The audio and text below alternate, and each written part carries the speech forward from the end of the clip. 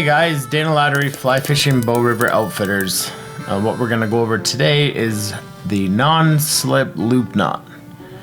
Okay, this is a different variation than what some of you might know.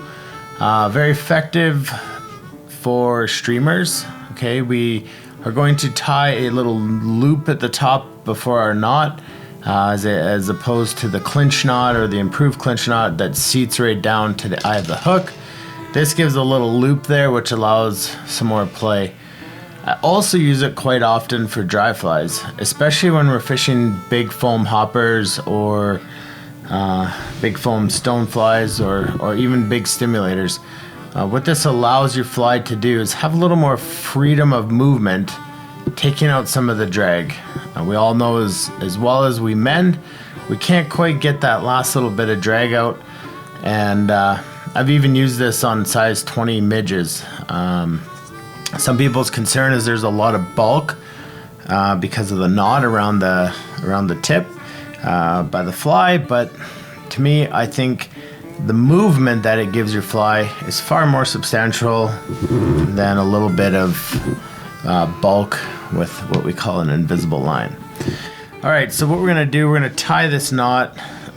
Just have a piece of fly line here, and we've got a giant saltwater hook.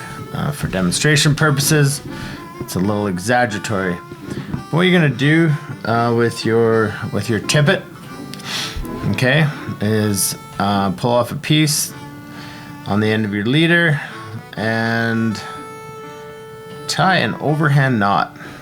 Sounds pretty simple. Okay, some people think that it kind of looks like a bit of a turtle. If that is the representation that you want to go with, then just remember the turtle has to be upright. Okay, the turtle cannot be down like this. As we know, an upside down turtle is not a happy turtle. So we're going to take the tag end and we're going to feed it through the eye of the hook. All right, step one complete. Simple like that. Now the variation of this one is normally people would come and tie above their overhand knot 3 or 4 times, and then they would go back through their overhand knot that they've tied in here. And if you do that, then you would keep this loop much smaller. Okay, but in this version, we want to keep that quite a bit open. And now we take the tag end, and all we're going to do is we're going to come through this big loop, and we're going to just wrap around once. And why we need this to be upright is so that we can wrap around the right side of our leader or our tippet.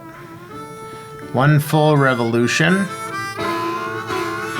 The big thing to remember here is sometimes you're going to tie this and you're going to seat it and it's going to slip right out. That's because you didn't get totally through this loop, okay, your overhand knot. And what happens there is you think you're through, and when you go to seat it, it pops back out. Especially with tippet where it's hard to see. This is very visual because it's a piece of fly line, but make sure that you go through fully. And then what we're gonna do, then we pull in on the leading line. Okay, that's gonna be making this much smaller. And now what you do is you have the ability to size your loop that's by the eye of the hook.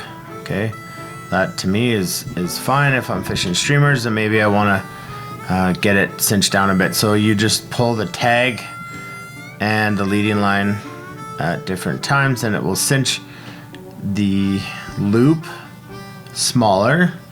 And then when you've got it to the size that you want, you pull on your leading line and that will cinch this down. Boom, seat it, done. Okay, now you know if you've done it right because, well, 2 reasons. It's not going to pull right out. And the other reason is your tag hangs at a 90 degree like that. You can see now how we have freedom and we have play in this hook. Especially for streamers, I find this very effective.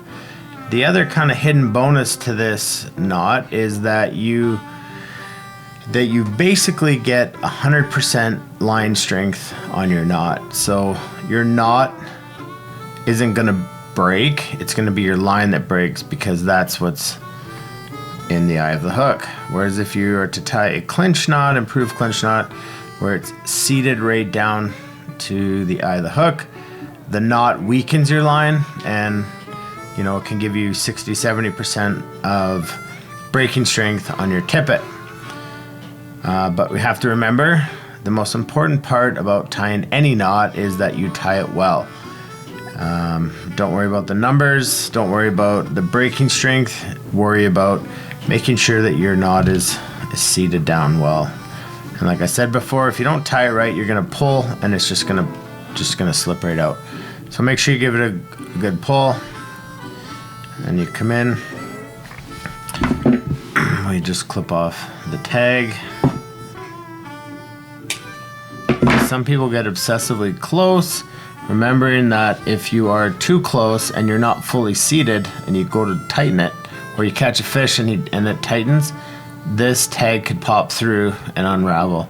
So leave a little bit of tag off the end there, and then check it every once in a while. If you get snagged on something, bring it back in and check it.